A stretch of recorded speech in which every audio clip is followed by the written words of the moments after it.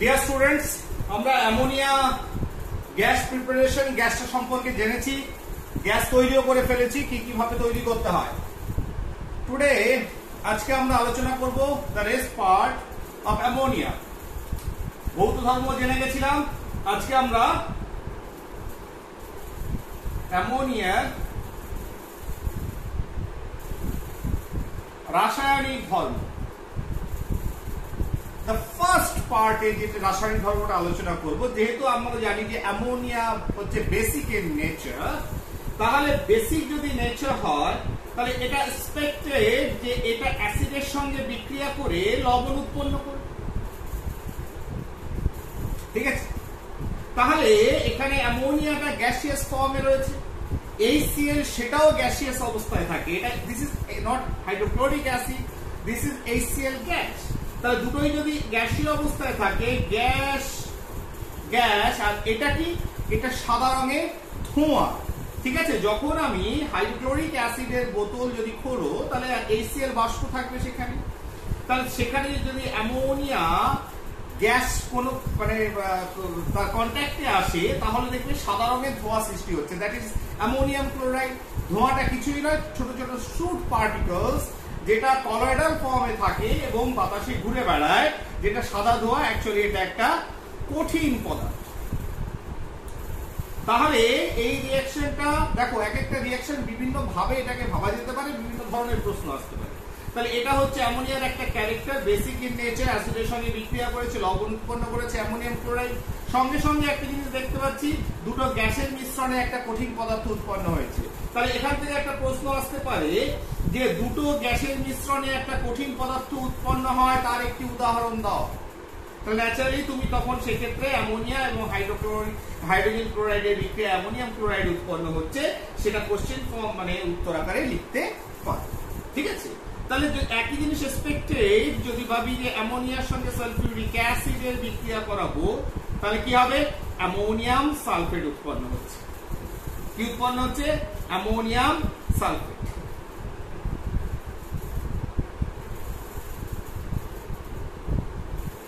Ammonia plus sulphuric acid, সেক্ষেত্রে expected যে ammonium sulphate উৎপন্ন হচ্ছে।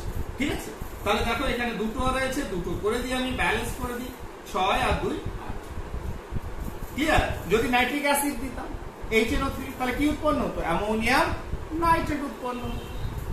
একইভাবে যখনই এটা হচ্ছে ড্রাই গ্যাসিয়াস থেকে অ্যামোনিয়া, এবার যদি আমি জলের সঙ্গে এটাকে দ্রবীভূত করাই, তাহলে জলের সঙ্গে অ্যামোনিয়া বিক্রিয়া করলে কি হবে?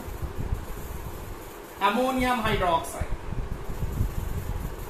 ঠিক আছে, এবার অ্যামোনিয়াম হাইড্রোক্সাইড যদি একইভাবে, সেও তো একটা ক্ষার, একটা মৃদু ক্ষার অ্যামোনিয়াম হাইড্রোক্সাইড, তাহলে একই বিক্রিয়া তো অ্যামোনিয়াম হাইড্রোক্সাইডে করবে। যখন ওয়াটারের সঙ্গে রিঅ্যাক্ট করে অ্যামোনিয়াম হাইড্রোক্সাইড তৈরি করলো, ঠিক আছে, অর্থাৎ অ্যামোনিয়ার জলীয় দ্রবণ, তারাও তো অ্যাসিডের সঙ্গে একই রকম বিক্রিয়া করবে, অ্যামোনিয়াম হাইড্রোক্সাইড প্লাস HCl। তাহলে কি উৎপন্ন হবে? তোমার অ্যামোনিয়াম ক্লোরাইড, অ্যামোনিয়াম ক্লোরাইড অ্যাসিডের সঙ্গে ক্ষারের বিক্রিয়ায় লবণ উৎপন্ন হলো, প্লাস আরেকটা পোর্শন OH আর H আছে, দ্যাট ইজ ওয়াটার, জল। Ammonium chloride and water. তাহলে এখানে ওয়াটারটা উৎপন্ন হয়নি, তার কারণ এটা ড্রাই অবস্থায় রয়েছে, হাইড্রক্সিল পার্ট নেই, তাই ওয়াটার উৎপন্ন হয়নি। এক্ষেত্রে হাইড্রক্সিল পার্ট রয়েছে, যেটা অ্যাসিডের H এর সঙ্গে যুক্ত হয়ে জল উৎপন্ন করবে। তাহলে রিঅ্যাকশনস আর সেম। যদি আমি অ্যামোনিয়াম হাইড্রোক্সাইড এবং সালফিউরিক অ্যাসিড করি, সেক্ষেত্রে অ্যামোনিয়াম সালফেট জল। অ্যামোনিয়াম হাইড্রোক্সাইড এবং নাইট্রিক অ্যাসিড করি, তাহলে অ্যামোনিয়াম নাইট্রেট আর জল। Reaction is very easy. তাহলে এই রিঅ্যাকশনস গুলো যেহেতু এরা ক্ষারধর্মী, ক্ষার উৎপন্ন করে জলীয় দ্রবণ, ন্যাচারালি এরা অ্যাসিডের সঙ্গে বিক্রিয়া করে লবণ উৎপন্ন করবে। আর হাইড্রক্সিল ফর্মে যখন জলীয় দ্রবণে দ্রবীভূত অবস্থা থাকবে, তখন সেক্ষেত্রে এক্সট্রা ওয়াটারটা উৎপন্ন করছে। তাহলে ফার্স্ট পার্ট এটা হচ্ছে তোমার অ্যাসিডের সঙ্গে বিক্রিয়া। অ্যাসিডের সঙ্গে বিক্রিয়াটা আমরা দেখতে পাবো। নেক্সট একটা ইম্পর্টেন্ট পার্টে আমরা এগোচ্ছি। এক্ষেত্রে রিঅ্যাকশন ব্যালেন্স একটু অসুবিধা হতে পারে। ঠিক আছে, 2 নম্বর, অক্সিজেনের সঙ্গে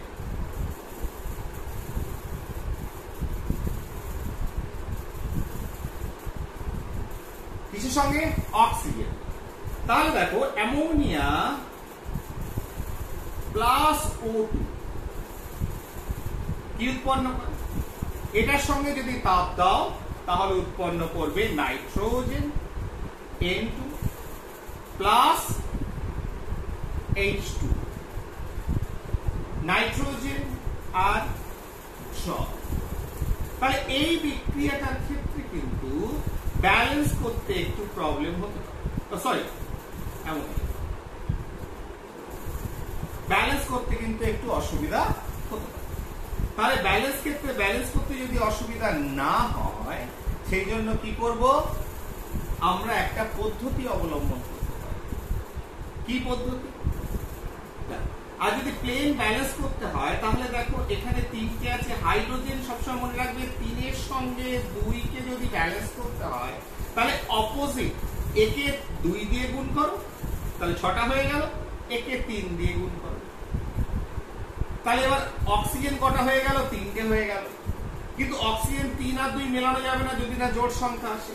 তাহলে এটাকে ডাবল করে দাও, 4 করে দাও, এটাকে 6 করে দাও, তাহলে মিলে যাবে। একে 3 করে দাও। এবার নাইট্রোজেন কটা আছে? 2 করে দাও, তাহলে মিলে গেল। আর কোনো প্রবলেম হলো না। অ্যারাইজ করলো কি প্রবলেম? না, কোনো প্রবলেম অ্যারাইজ করলো। ঠিক আছে না? বুঝতে পারলে? তাহলে এবার দেখো, তাহলে এই বিক্রিয়াটাকে যদি আমাদের পরীক্ষা ফলে আমরা ভাবি যে এটা করতে পারবো না, তাহলে একটা জিনিস কি হবে?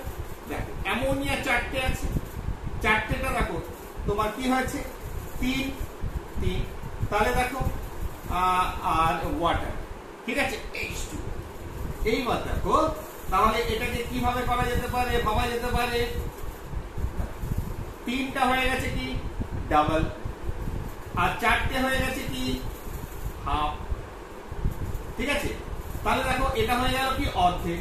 বা অন্যভাবে করা যেতে পারে এটাকে, এটা হচ্ছে 43 26।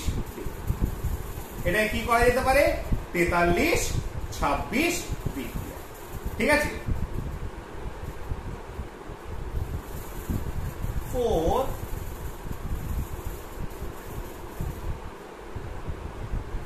43 26 বিক্রিয়া। 12 6 2 12। ঠিক আছে, চলো এরপরে দেখো তাহলে এটা হয়ে গেল কত? ডাবল, আর এটা হয়ে গেল হাফ। তাহলে যেভাবে খুশি মনে রাখতে পারো কিংবা নিজেরা ব্যালেন্স করে রাখতে পারো, কোনো অসুবিধা নেই। নেক্সট দেখো বিক্রিয়াটাকে আমি করব কি? এরপরে অক্সিজেনের সঙ্গে বিক্রিয়া করাবো অ্যামোনিয়া প্লাস O2। টেম্পারেচারটা কত দেবো? 700 থেকে 900 ডিগ্রি সেলসিয়াস। প্ল্যাটিনাম অনুঘটক যখনই দেব তখন এখানে যে নাইট্রোজেন তৈরি হয়েছিল, নাইট্রোজেন যখনই অনুঘটক এবং টেম্পারেচারটাকে এটাকে মুছে দিচ্ছি তখন কি হবে? নাইট্রোজেন, শুধু নাইট্রোজেন থাকবে না, তার জারণ হয়ে যাবে, অক্সিজেনের সঙ্গে যুক্ত হয়ে নাইট্রিক অক্সাইড উৎপন্ন করবে এবং জল উৎপন্ন করবে। ঠিক আছে, তাহলে শুধু নাইট্রোজেন যদি না থাকে তার অক্সাইড ফর্ম করাতে হয়। ঠিক আছে, অর্থাৎ অক্সিজেন আরেকটু বেশি অ্যাক্টিভ হয়ে যাবে, সেক্ষেত্রে প্ল্যাটিনাম অনুঘটক এবং 700 থেকে 900 ডিগ্রি সেলসিয়াস টেম্পারেচার লাগাতে হবে। এবার একই রকম ভাবে এই বিক্রিয়াটা ব্যালেন্স করা একটু মুশকিল হয়, সেই জন্য এই বিক্রিয়াটাকে আমরা বলতে পারি এটা হচ্ছে 45 46 বিক্রিয়া। কত? 45 46। দেখো অক্সিজেন মিলেছে 5 2 10, 4 আর 6 10। নাইট্রোজেন কত? 4 4 মিলে গেছে। তাহলে এই বিক্রিয়াটা কত বিক্রিয়া? Unofficially, this is not a scientific term, scientific way, এটা হচ্ছে 45 46 বিক্রিয়া। কেন এটাই ইম্পর্টেন্ট বিক্রিয়া? কারণ এই যে নাইট্রিক অক্সাইড উৎপন্ন হয়েছে, সেই নাইট্রিক অক্সাইডকে যদি ফার্দার জারণ করানো হয় উৎপন্ন হবে নাইট্রোজেন ডাইঅক্সাইড। কি উৎপন্ন হবে? Nitrogen dioxide. এটাকে 2 দিয়ে দাও, 2 দিয়ে দাও, মিটে গেল। এই নাইট্রোজেন ডাইঅক্সাইডটা তার সঙ্গে যদি জল যোগ করি কি উৎপন্ন হবে? HNO3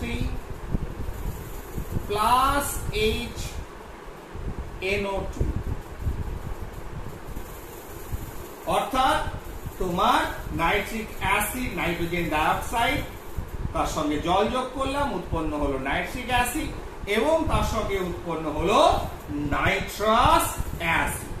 তাহলে এটা কটা হলো? দিস ইজ 3, তিনখানা তৈরি হলো নাকি না? দুটো তৈরি হয়েছে এবং তার সঙ্গে ওয়াটার, 3 আর 2 5, তাহলে হাইড্রোজেন কটা? দুটো, তার সঙ্গে দুটোকে ব্যালেন্স করে দিই 2, 2 2 4, 2 আর 2 4, 5 6, 3 2 6 আর 2 8। আচ্ছা, নাইট্রিক অ্যাসিড ব্যালেন্সড অবস্থায় NO2 প্লাস H2O, ঠিক আছে।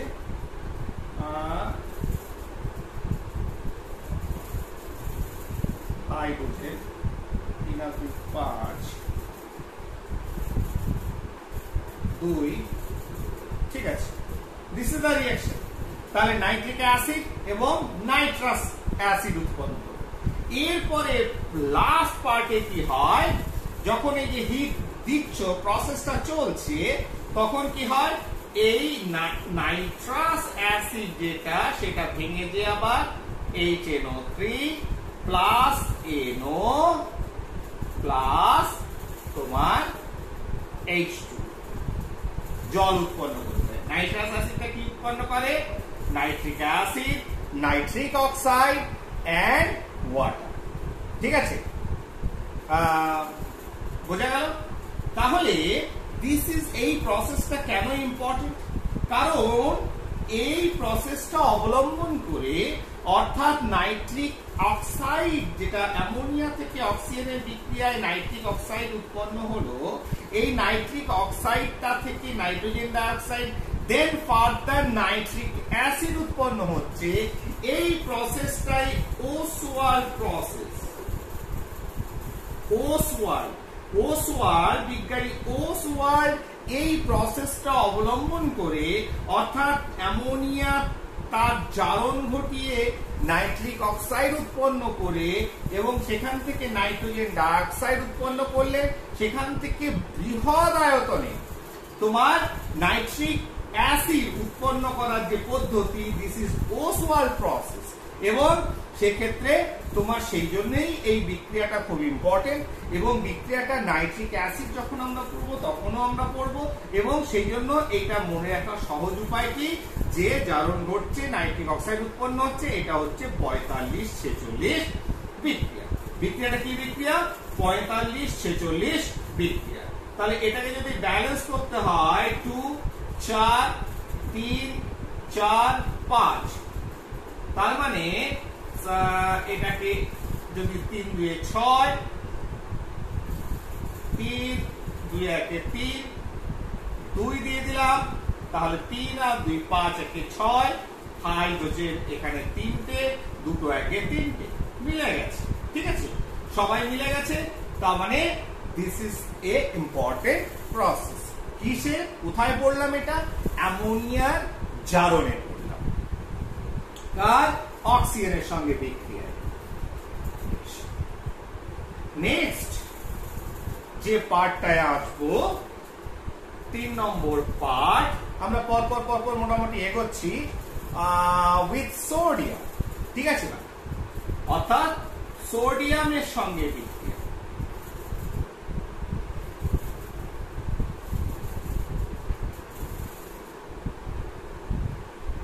Na প্লাস NH3, অ্যামোনিয়ার সঙ্গে সোডিয়ামের বিক্রিয়ায় উৎপন্ন হয় NaNH2, সোডামাইড প্লাস হাইড্রোজেন,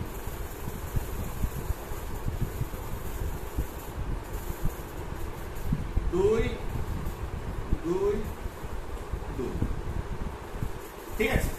2 2 6 4। তাহলে এটাকে কি বলা হয়? সোডিয়াম অ্যামাইড বা সোডামাইড। এই বিক্রিয়াটা কিন্তু একটা ইম্পর্টেন্ট বিক্রিয়া। কোন অ্যাঙ্গেলে ইম্পর্টেন্ট? এক্ষেত্রে কি উৎপন্ন হয়েছে? Hydrogen gas. তাহলে এখান থেকে প্রশ্ন আসতে পারে, প্রমাণ করো অ্যামোনিয়ায় হাইড্রোজেন বর্তমান। অ্যামোনিয়াতে যে হাইড্রোজেন রয়েছে সেটা কি করে পাবো? সোডিয়ামের সঙ্গে অ্যামোনিয়ার বিক্রিয়ায় তোমার কি উৎপন্ন হয়? নিয়ার অ্যাবাউট 400 ডিগ্রি সেলসিয়াস উৎপন্ন হচ্ছে সোডামাইড এবং হাইড্রোজেন গ্যাস।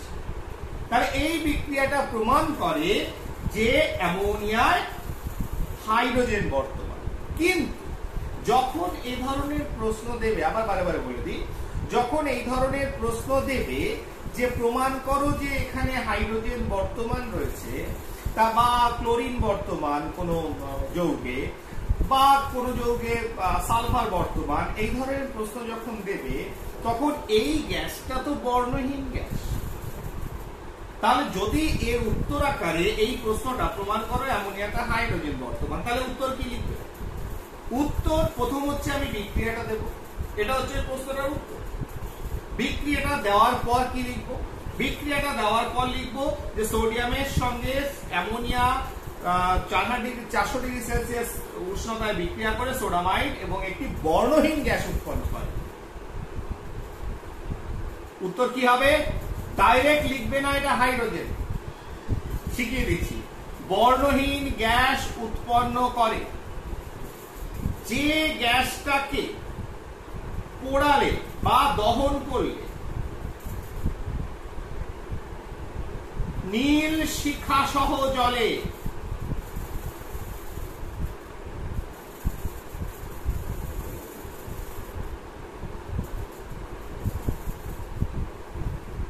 কি হয়? নীল শিখা সহ জ্বলে। এইবার তুমি বলতে পারো যেহেতু গ্যাসটা নীল শিখা সহ জ্বলছে এবং অতএব এটা হাইড্রোজেন, এখানেই শেষ করতে পারো। কারণ এখানে তো অন্য কোনো এলিমেন্ট নেই যে অন্য কোনো গ্যাস উৎপন্ন হচ্ছে। তার মানে নীল শিখা সহ হাইড্রোজেনের কোনো একটা গ্যাস উৎপন্ন হয়েছে যেখানে হাইড্রোজেন আছে। যেহেতু গ্যাসটা নীল শিখা সহ জ্বলছে অতএব গ্যাসটা হচ্ছে hydrogen. This is a complete answer.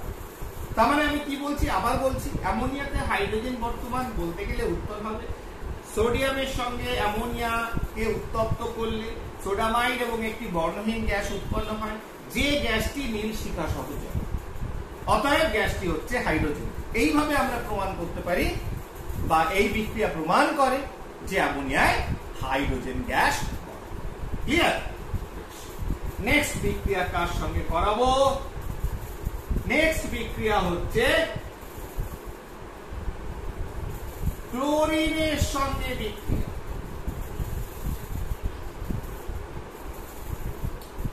তাহলে যেমন অক্সিজেনের সঙ্গে বিক্রিয়া হয়েছে, ক্লোরিনের সঙ্গে যদি অ্যামোনিয়ার বিক্রিয়া ঘটানো হয় তাহলে কি উৎপন্ন হবে?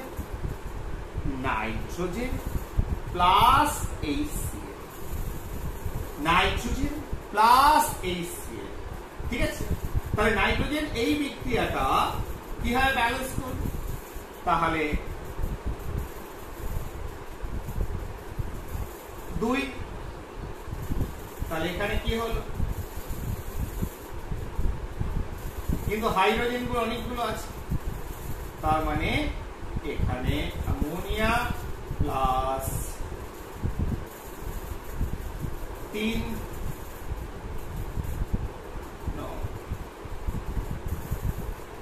2 3 2 6। ওহ সরি, এটাকে এইভাবে লিখি, বেটার হবে, কারণ অ্যামোনিয়ার সঙ্গে বিক্রিয়া করাচ্ছে।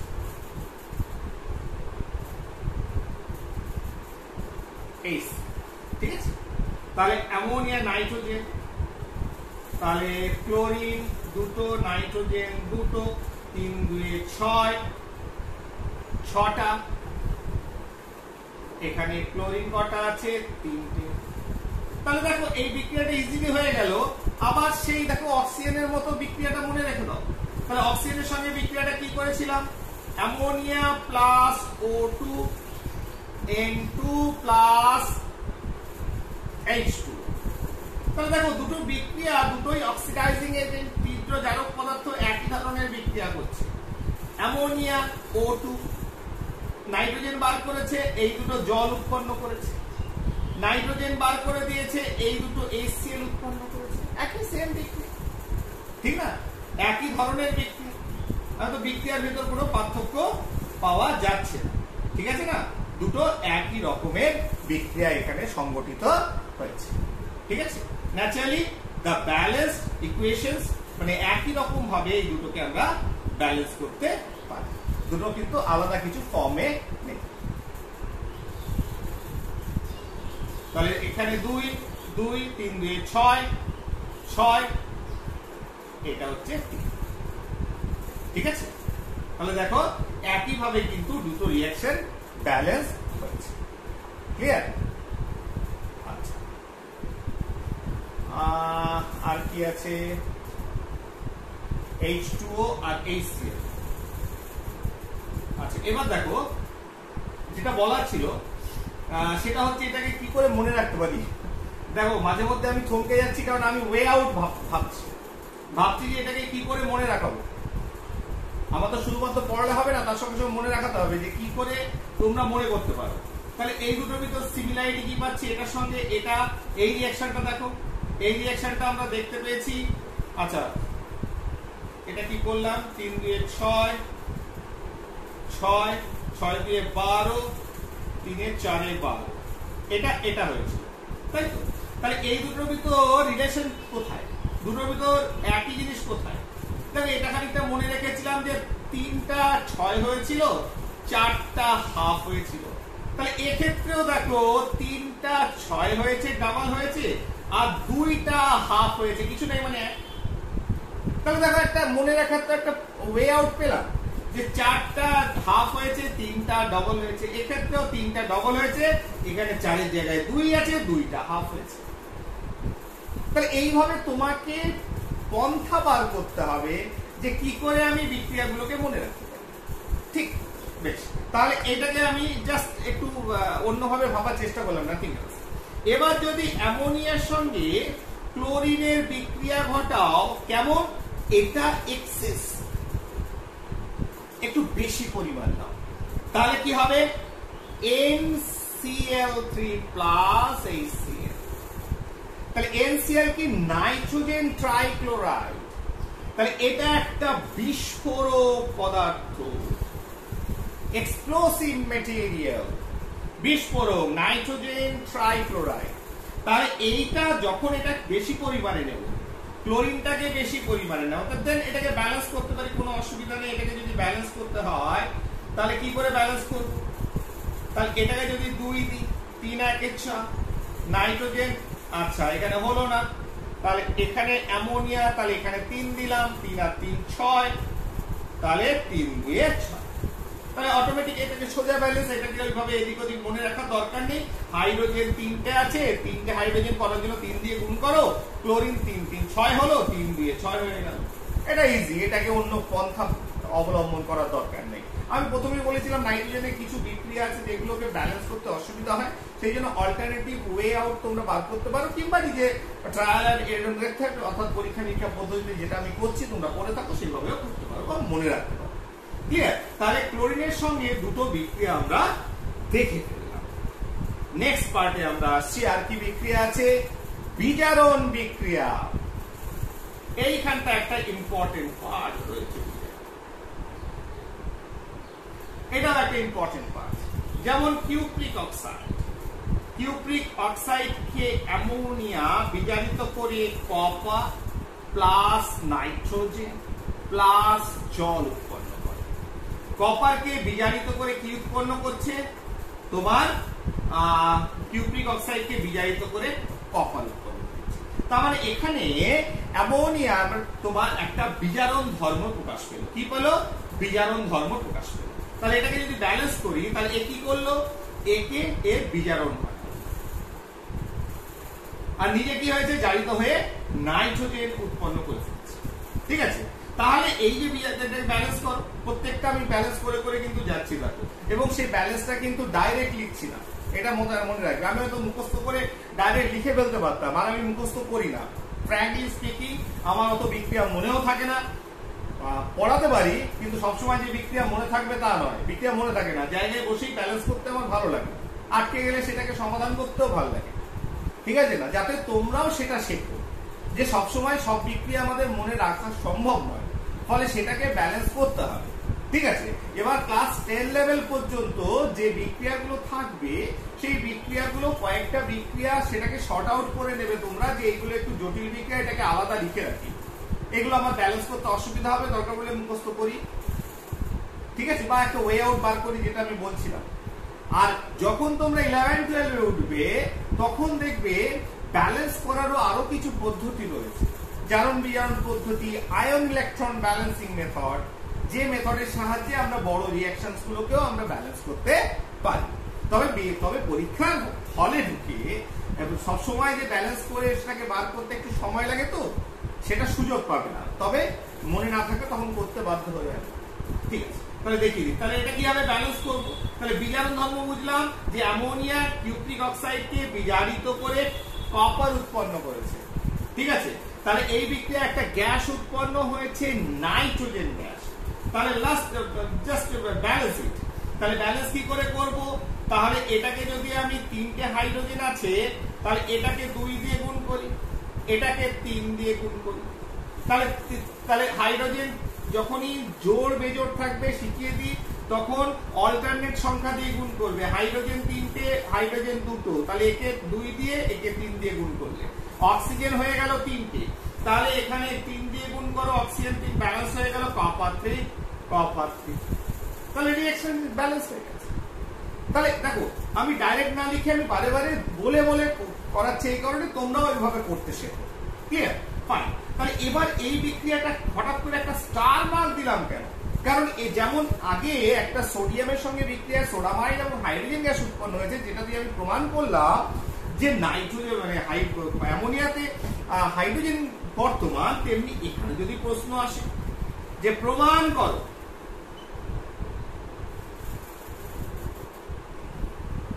নাইট্রোজেন বর্তমান, তাহলে প্রমাণ করো অ্যামোনিয়াতে নাইট্রোজেন বর্তমান। তাহলে এই বিক্রিয়াটা যে প্রমাণ হবে যে অ্যামোনিয়াতে নাইট্রোজেন বর্তমান, কিন্তু এখানেও নাইট্রোজেন বর্ণহীন গ্যাস, নাইট্রোজেনকে পোড়ালে জ্বলে না।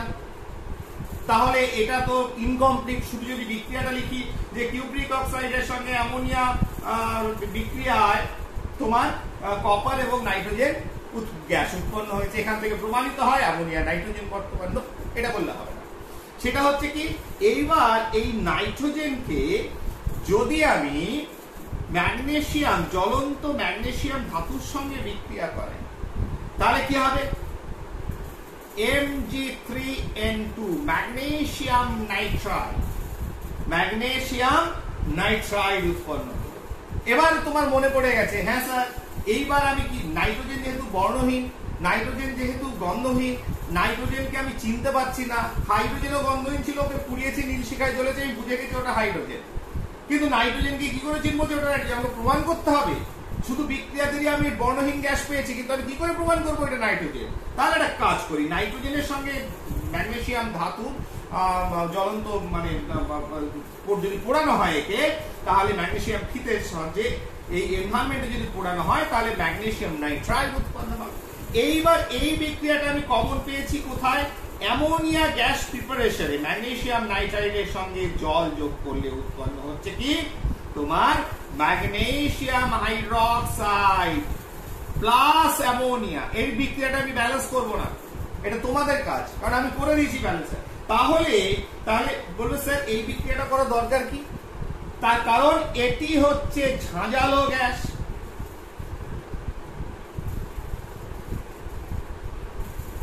কি গ্যাস? তাহলে আইডেন্টিফাই করা গেছে।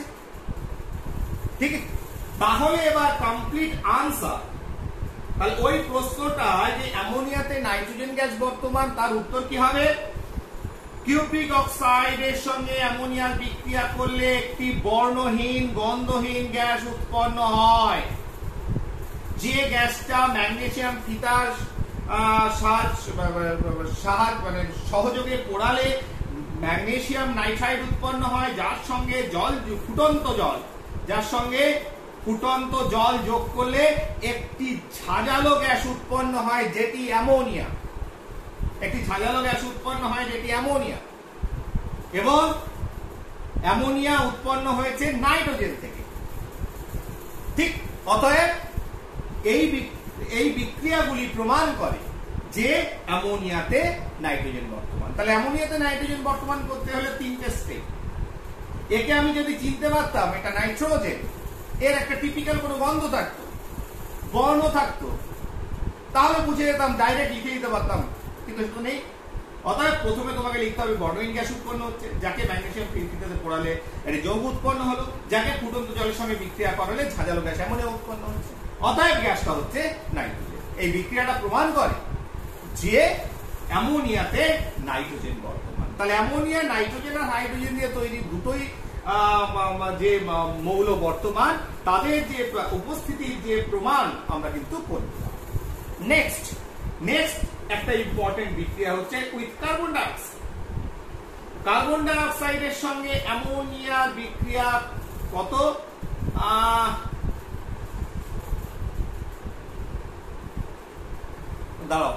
200 ডিগ্রি সেলসিয়াস নাকি? 200 ডিগ্রি সেলসিয়াস, 150 বায়ুমণ্ডলীয় চাপ করলে কি হয়? CO =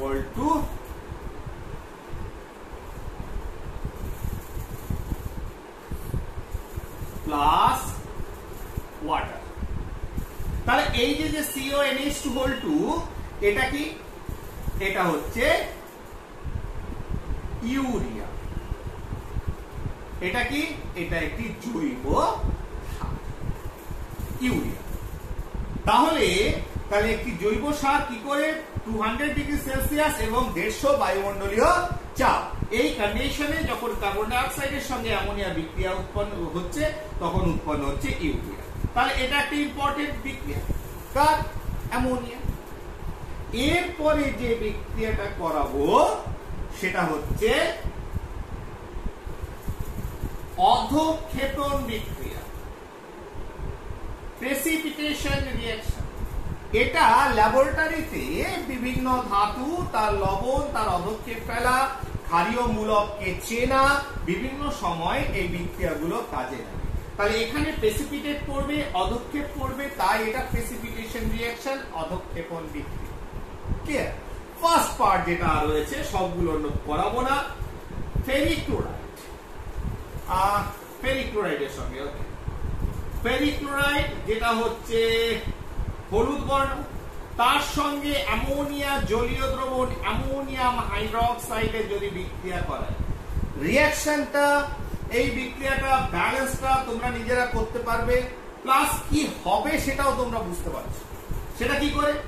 দেখো, একটা জিনিস বুঝতে পারছো, আয়রনের সঙ্গে হাইড্রোক্সাইড এক্সচেঞ্জ হবে, একে অপরের মূলক, আর এটার সঙ্গে এটা, আর আয়রনের সঙ্গে এটা।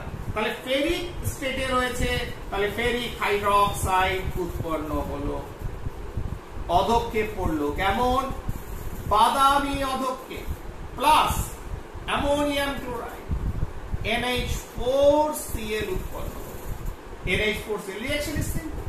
তাহলে আমাকে মুখস্থ করার দরকার নেই, কারণ এর কাছে ক্লোরাইড মূলক আছে, এর কাছে হাইড্রক্সিল মূলক আছে, একে অপরের সঙ্গে যদি এক্সচেঞ্জ হয়, ফেরিক হাইড্রোক্সাইড অ্যামোনিয়াম ক্লোরাইড, এটা ফেরিক স্টেটে আছে, এটাও ফেরিক স্টেটে রয়েছে, ঠিক না?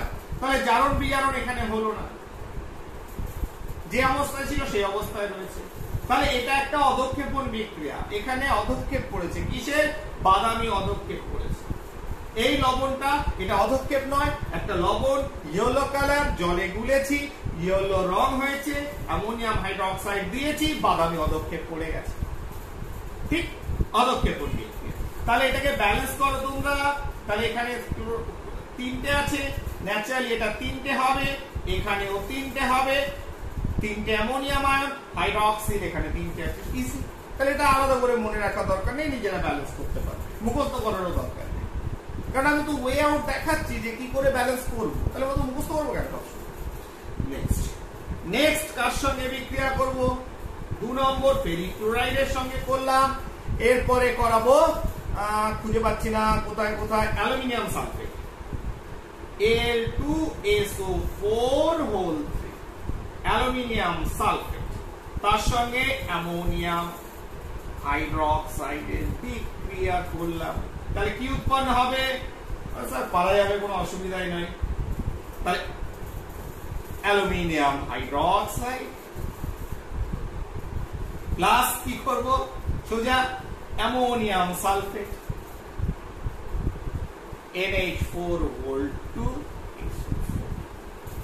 তাহলে সোজা নিজেই তো পাচ্ছ, অ্যালুমিনিয়াম হাইড্রক্সিল মূলক নিল আর অ্যামোনিয়াম এর সালফেট মূলক নিল, তাহলে অ্যালুমিনিয়াম হাইড্রক্সাইড, তাহলে সাদা অধক্ষেপ করে গেল। এখানে নিচের দিকে আরো কেন বলে দিই, অধক্ষেপ নিচে কোনো পদার্থ জমে গেলে অধক্ষেপ, সাদা সেটাকে নিচের দিকে আরো, আর গ্যাস হলে উপর দিকে আরো, ঠিক আছে? তাহলে এটাকে যদি ব্যালেন্স করি, কি করে ব্যালেন্স করব?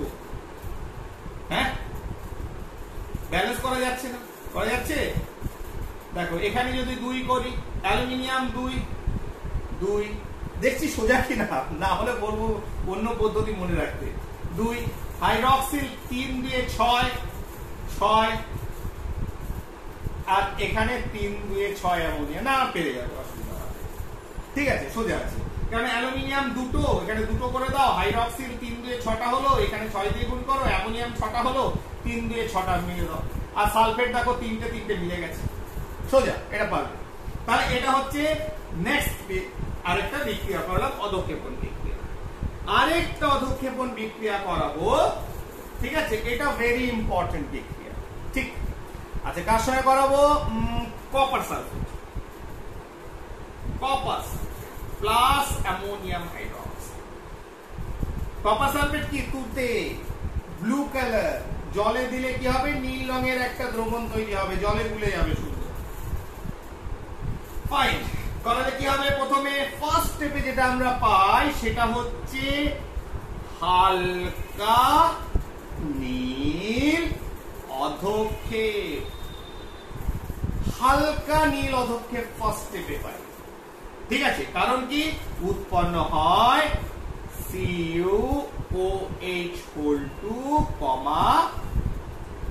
CuSO4, এটা কি? ক্ষারীয় কপার সালফেট, ইংরেজিতে বলে বেসিক কপার সালফেট। এর অধক্ষেপ করে এবং কেমন? হালকা নীল রঙে। আর এখানে আরেকটা, তাহলে এ কি করবে? এ ammonium sulphate, NH4 whole 2, SO4, ammonium sulphate উৎপন্ন হয়ে গেল, ঠিক? কারণ এটা তো বুঝতেই পারছি অ্যামোনিয়াম সালফেট পড়ে আছে, কোনো অসুবিধা নেই এটা বুঝতে। তাহলে এটাকে যদি ব্যালেন্স করি, 2 কপার আছে, কপার 2, সালফেট কটা আছে? 2, অ্যামোনিয়াম কটা আছে? 2, ব্যালেন্স, নো প্রবলেম, ব্যালেন্স হয়ে গেছে। এটাকে তুমি আরো জায়গায়, এবার এটাকে যেমন আমি সবসময় বলতে ভুলে যাই, আরো রাখতে পারো, তাহলে সমান চিহ্ন দিয়ে দেবে, ব্যালেন্স হয়ে গেছে। এইবার বিক্রিয়াটা 2 ধাপে হয়।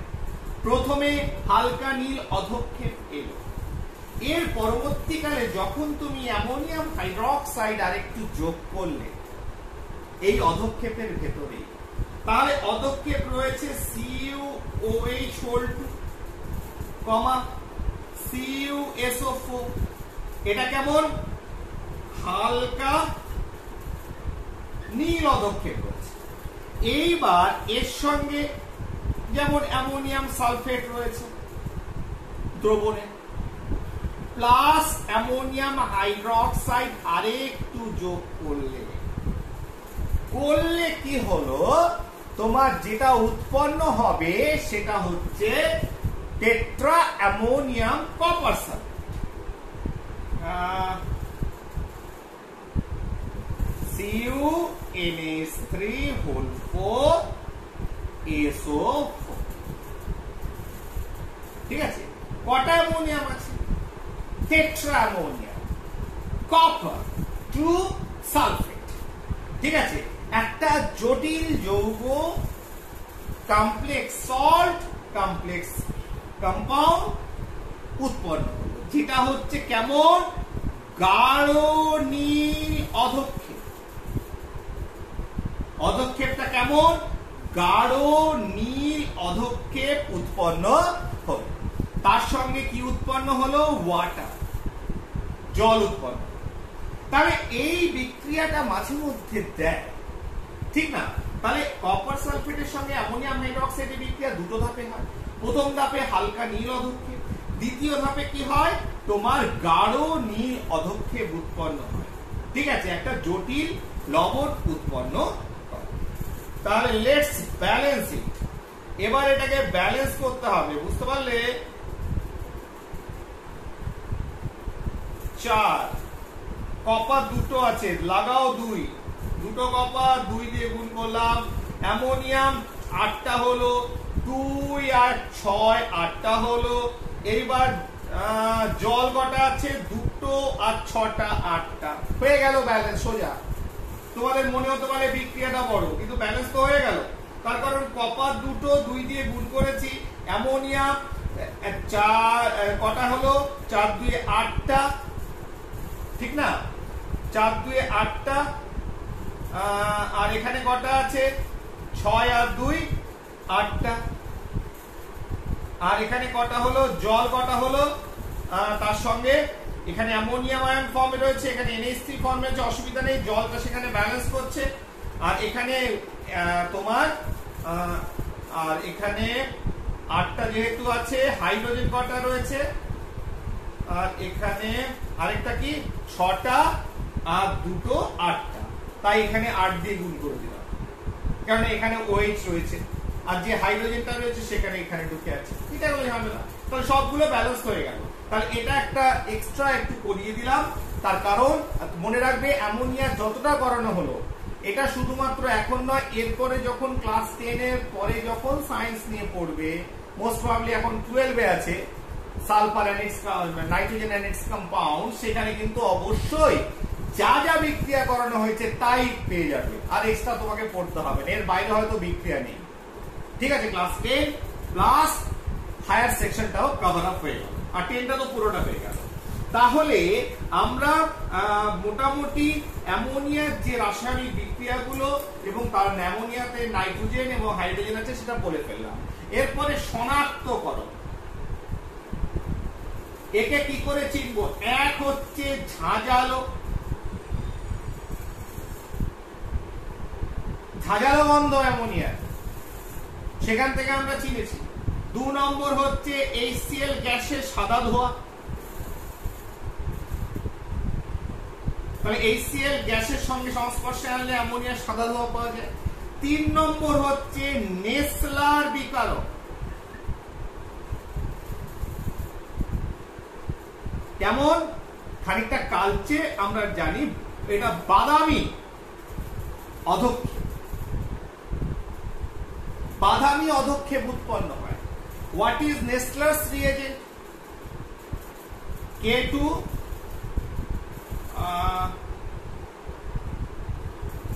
HgI4, K2 HgI4।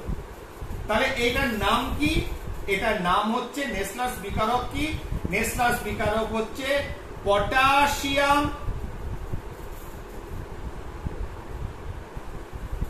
Tetra iodo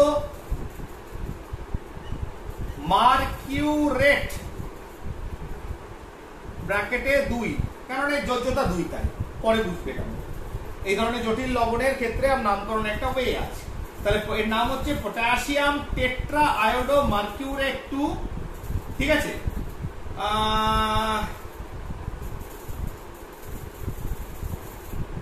বা অনেক সময় কোন বইয়ে পটাশিয়াম মার্কিউরিক আয়োডাইড ডাইরেক্ট লেখা থাকে, কিন্তু যদি তোমাকে বলো IUPAC নোমেনক্লেচার অনুসারে আমি নাম জানবো, তাহলে এটার নাম বলবে পটাশিয়াম টেট্রা আয়োডো মার্কিউরেট। তাহলে এই নেসলাস বিকারকটা করছেটা কি? কিছুই নয়, তোমার অ্যামোনিয়া প্লাস H2HgI4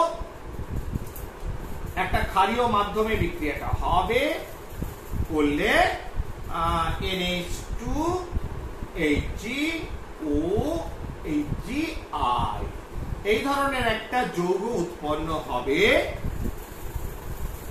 ঠিক আছে, প্লাস পটাশিয়াম আয়োডাইড উৎপন্ন হবে, প্লাস কি উৎপন্ন হবে? Potassium iodide plus 1। তাহলে এই যে যৌগটা উৎপন্ন হলো এটাই হচ্ছে বাদামি অধক্ষেপ, বাদামি অধক্ষেপ, ঠিক। তাহলে এটার নাম কি? নামটা অনেক সময় বলা হয় the iodide of millions base, অনেক সময় বলে, দরকার নেই, iodide of millions base, যেটা হচ্ছে এই বাদামি অধক্ষেপ। আর কি কিভাবে চেনা যায়? ঠিক আছে, আর কোন চেনার উপায় রয়েছে? ঠিক আছে, সেটা হচ্ছে mercuric nitrate, mercuric nitrite, mercuric nitrate, আচ্ছা এটা আমার মনে পড়ছে না এখন, mercuric nitrate, most probably mercuric nitrate, যে Hg2NO3(2) অ্যামোনিয়া গ্যাস চালনা করলে কালো হয়। তবে এটা ছাড়ুক, এটার লেখা দরকার নেই বা জানা দরকার নেই, কারণে আমি কনফিউজ যে whether it is mercuric nitrate or nitrite, যে অধক্ষেপ কালো অধক্ষেপ করে, ঠিক আছে, বাদ দাও, এটা জানার দরকার নেই। তাহলে এটুকু আমরা জানলাম নেসলাস বিকারক। তাহলে কি হবে? কি রঙের অধক্ষেপ? বাদামি রঙের অধক্ষেপ উৎপন্ন হয়। আর নেসলাস বিকারক কি জেনেছ? আর তাহলে পড়ে থাকলো ব্যবহার সবাই জানো যে বিভিন্ন অ্যামোনিয়াম লবণ বিভিন্ন ভাবে তৈরি হচ্ছে, অ্যামোনিয়াকে শিল্পাঞ্চলে নাইট্রিক অ্যাসিড উৎপন্ন করতে ব্যবহার হচ্ছে, অতএব ব্যবহার দু একটা মনে রেখে দেবে, হয়ে যাবে। ওকে, আমি জানি না কতক্ষণ সময় লাগলো, অনেকক্ষণ লেগেছে হয়তো। Thank you very much.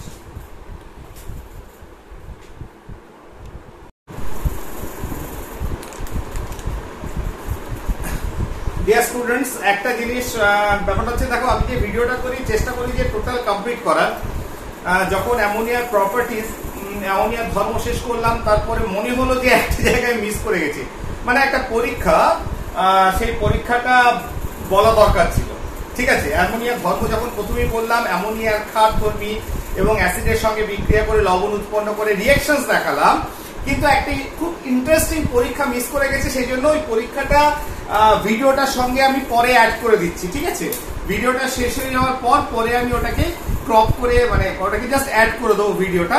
এটা একদম অ্যামোনিয়ার প্রপার্টিজ এর প্রথমেই রয়েছে এটা, ঠিক আছে। ভেবে নেবে প্রথম দিককার, বা পরে পড়লেও ক্ষতি তো নেই, জানতে পারলেই হলো।